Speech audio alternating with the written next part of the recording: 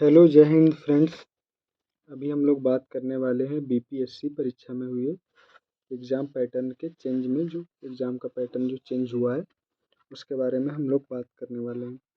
तो हुआ क्या है दरअसल कि जो एग्ज़ाम बीपीएससी जो एग्ज़ाम कराता है बिहार पीसीएस के लिए, तो उसका जो प्री और मेंस दोनों में बदलाव किए गए हैं, दोनों प्री और मेंस की परीक्षाओं में।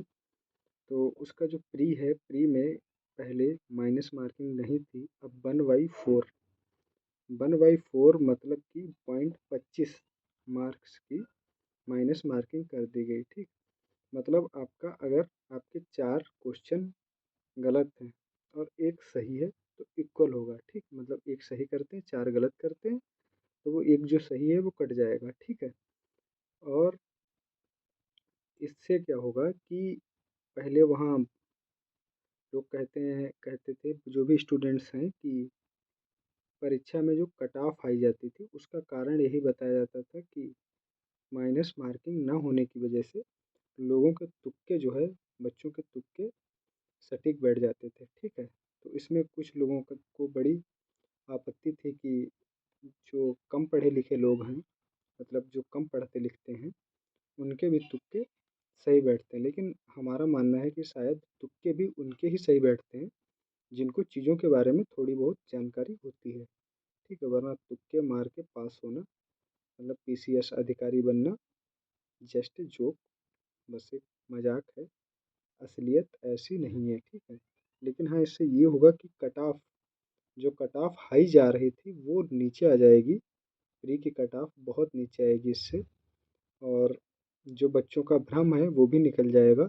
और दूसरा चेंजेस हुआ है मेंस में।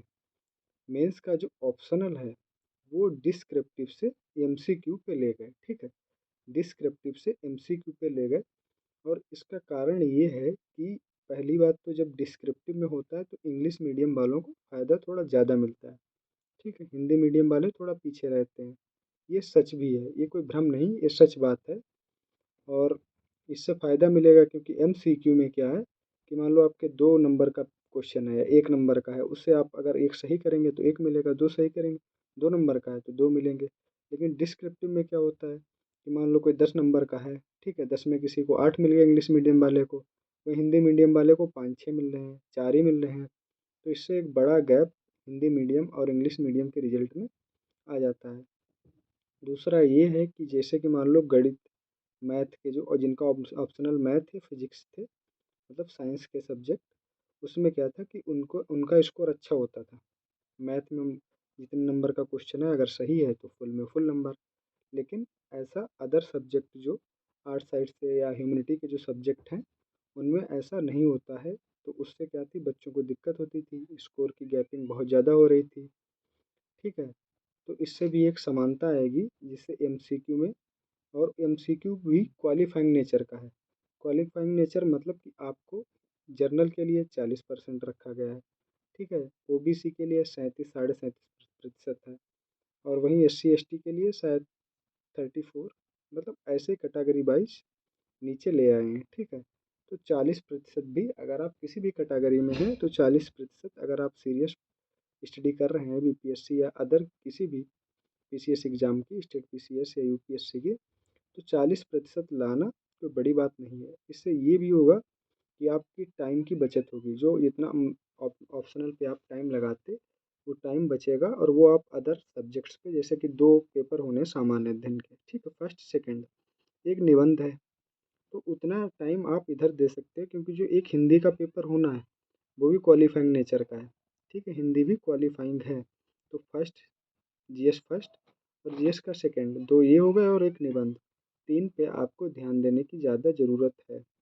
तो कह सकते हो कि बिहार पीसीएस का ये अच्छा कदम है बिहार सरकार का कि उन्होंने जो हिंदी मीडियम और जो इंग्लिश मीडियम का गैप है उसे दूर करने के बारे में थोड़ा सीरियस सोचा और कदम भी अच्छा उठाया। इससे ज़रूर फ़ायदा मिलेगा हिंदी मीडियम वालों के, जो बच्चे हैं हिंदी मीडियम से जो एग्ज़ाम देते हैं उनको।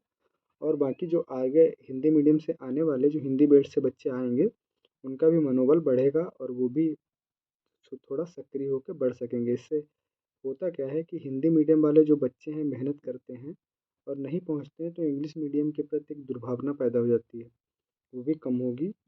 और जो नए बच्चे हैं वो भी आएंगे, और पुराने बच्चे जो लगे पड़े हैं, जो मोस्टली इस बात से डिप्रेस हो जाते हैं जब हिंदी मीडियम और इंग्लिश मीडियम का रिजल्ट आया, अभी रिजल्ट आया था जो इंग्लिश मीडियम का, तो सॉरी यूपी पीसीएस का, तो उसमें भी इंग्लिश मीडियम वाले मोस्टली बच्चे ऊपर हैं। तो जब इंटरव्यू देखो और उनका डाटा निकालो कि ये इंग्लिश मीडियम के हैं, थोड़ा सा मतलब हतोताश हो जाते हैं, ठीक बच्चे, थोड़ा सा मनोबल नीचे गिर जाता है। तो इससे भी थोड़ा सा मनोबल बढ़ेगा कि हाँ अब जो है बिहार पीसीएस के जो बच्चे तैयारी कर रहे हैं उनके लिए थोड़ा ही सही रहेगा। दूसरा, हमारे हिसाब से अब हमारे यूपी पीसीएस, उत्तर प्रदेश सरकार, उत्तर प्रदेश लोक सेवा आयोग को भी बिहार लोक सेवा आयोग ने जो किया उस पर ध्यान देना चाहिए।